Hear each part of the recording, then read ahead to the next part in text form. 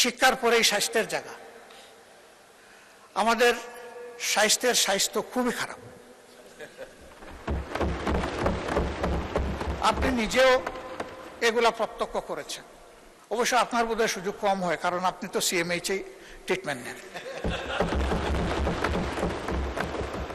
এটা তো আপনাদের জন্য স্পেশালি ডেজিগনেটেড। আমরা সেখানে যেতে গেলে হয়তো আপনাদের দোয়া নিয়ে যেতে হবে। কিন্তু আমাদের দেশে পল্লী স্বাস্থ্যকেন্দ্র থেকে শুরু করে মেডিকেল বিশ্ববিদ্যালয় পর্যন্ত সর্বত্র একই চিত্র। ধারণ ক্ষমতার 3 গুণ রোগী টার্নওভার, আউটডোরে ইনডোরে সব জায়গায়। এমনকি লজ্জা লাগে যে মানুষ জীবন বাঁচানোর তাগিদে সুস্থ হওয়ার আশায় স্বাস্থ্যকেন্দ্রে যায়, হাসপাতালে যায়, সেই মানুষগুলো মাটির মধ্যে মেঝেতে শুয়ে আছে। কি করবে? হাসপাতাল কর্তৃপক্ষের তো এত বেড নাই, আবার রোগীকেও মানবিক কারণে ফিরাই দিতে পারছে না। তার চিকিৎসা এখনই দরকার। এখানে নতুন কিছু পদক্ষেপের কথা বলা হয়েছে। আমার এই ক্ষেত্রে সুস্পষ্ট অনুরোধ, যদি অবকাঠামো কোনো জায়গায় দুর্বল থাকে আগে তা মেরামতের দিকে গুরুত্ব দেন। যদি লজিস্টিক্স সাপোর্টের শর্টেজ থাকে, যদি না অবশ্যই আছে, আগে সেইগুলা সংযুক্ত করেন।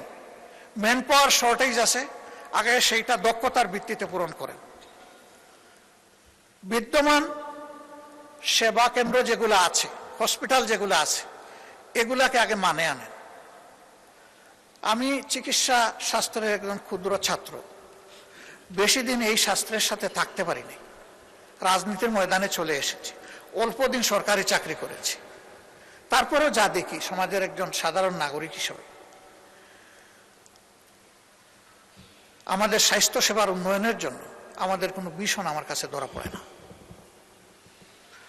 আমাদের চিকিৎসক যারা আছেন ম্যাক্সিমাম ক্ষেত্রে কপি অ্যান্ড পেস্ট।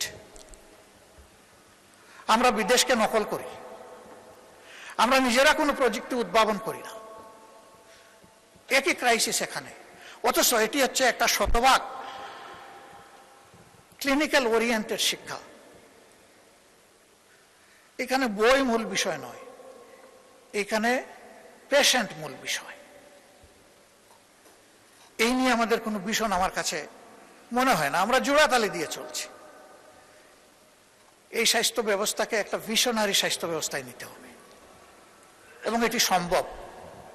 আমাদের মধ্যে প্রতিভার কোনো অভাব নেই, পরিবেশের অভাব।